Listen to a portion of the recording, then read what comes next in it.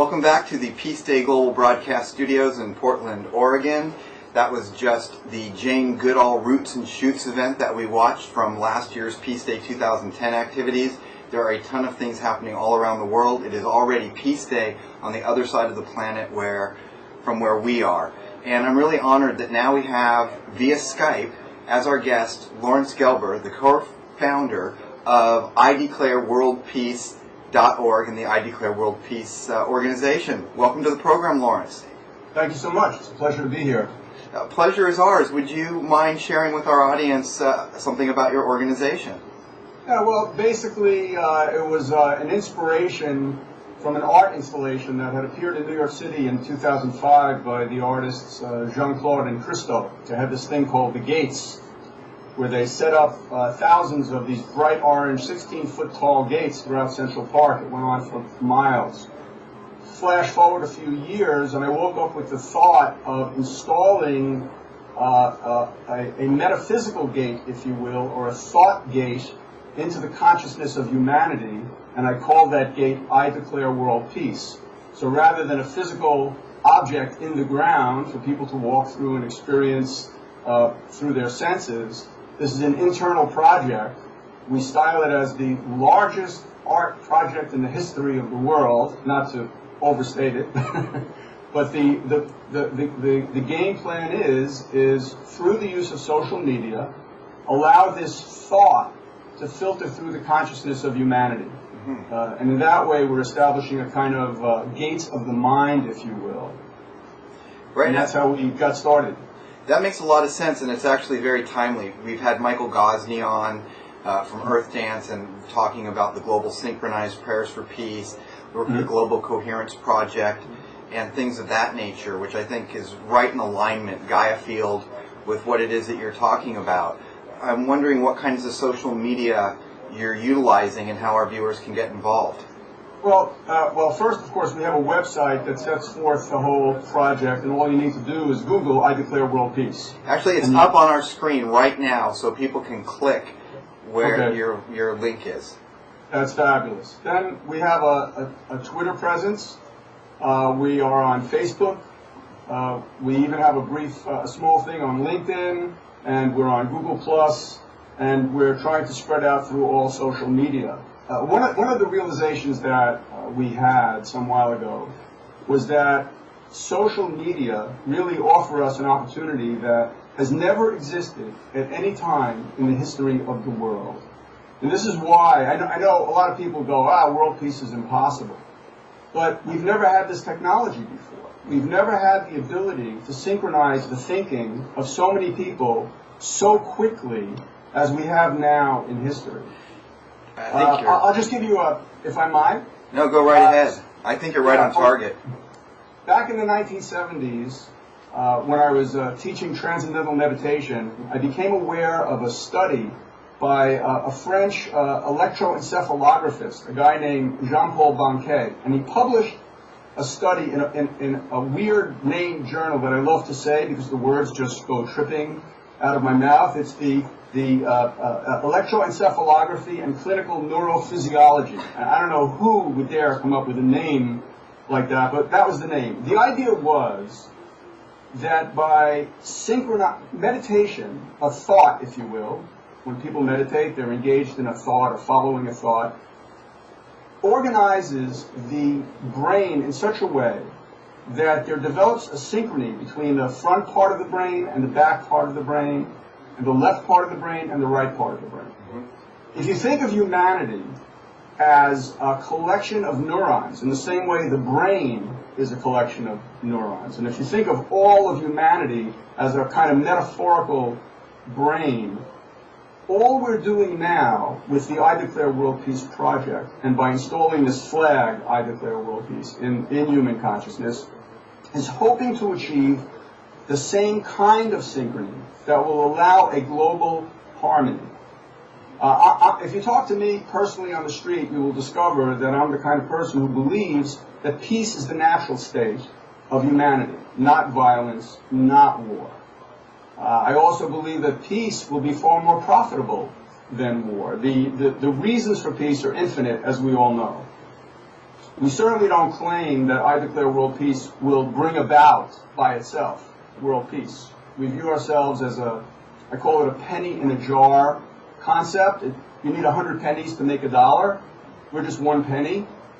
All of these efforts that all of your participants in this program are engaging in around the world, these pro-peace efforts, are all different pennies. And my hope is that through this project, the I Declare World Peace Project, and these other similar pro-peace projects will amount to a dollar at some point. And I think we can do it. And the reason I think we can do it, the reason I think we can do it is because we have this technology that has never before existed in history.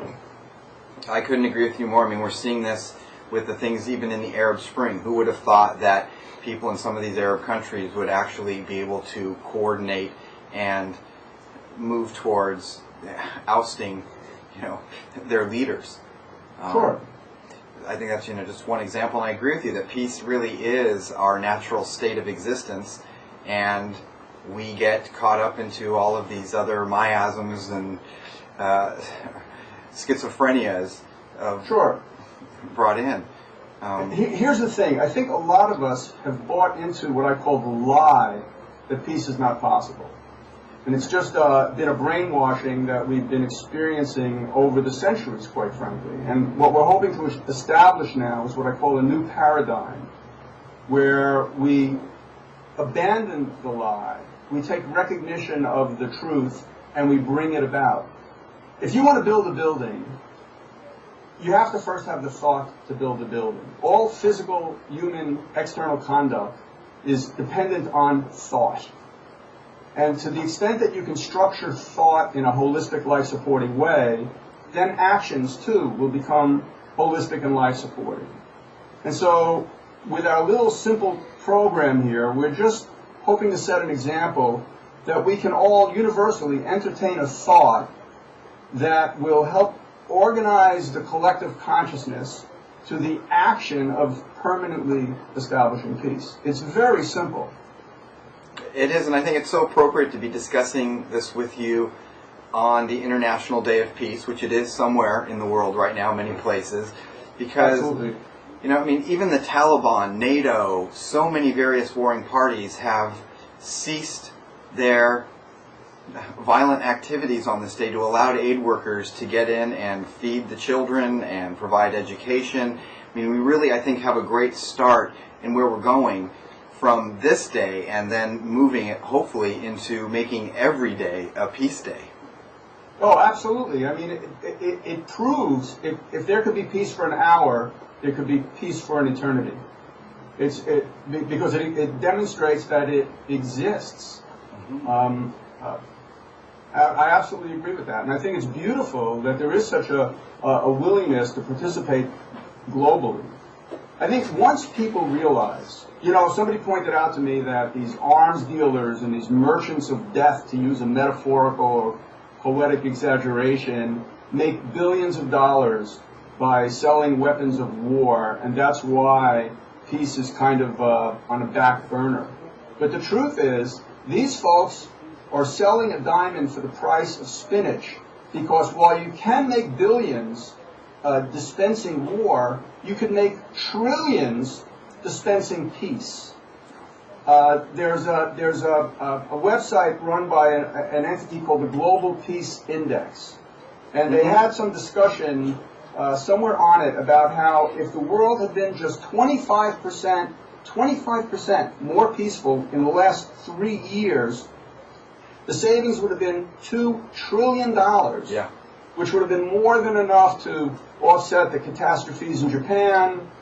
You can eliminate hunger and poverty. Right, we could reach just a couple percentage of the military budgets.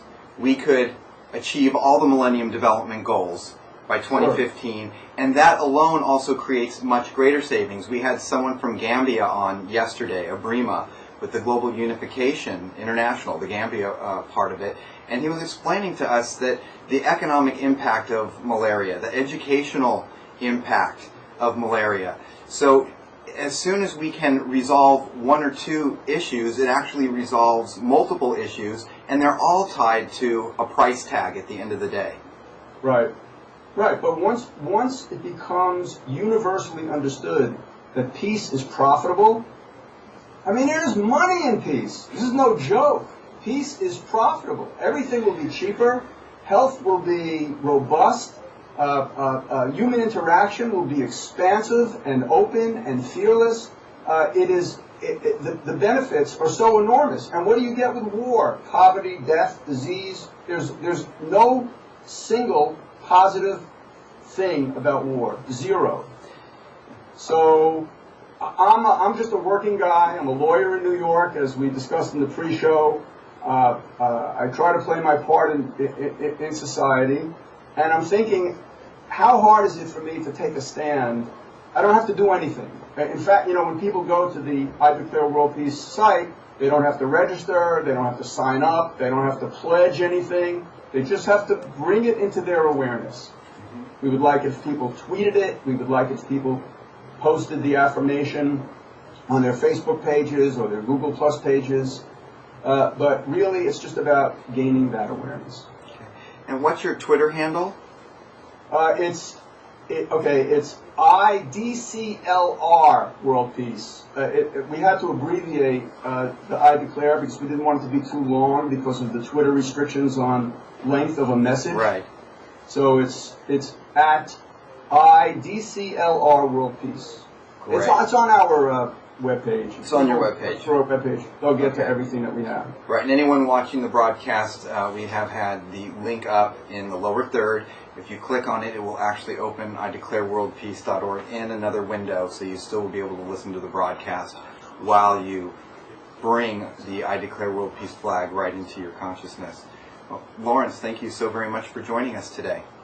It was absolutely my pleasure, and if you ever want to chat again, I'm here for you. You're welcome all year round on Peace Day TV. If you have any special things taking place with your organization or others that you might be working with, and you'd like it broadcast so people can participate who can't show up in person, you just let us know. You've got an open invitation. That's great. So thank you so very, very much. Enjoy Peace Day, and I declare world peace. I declare world peace.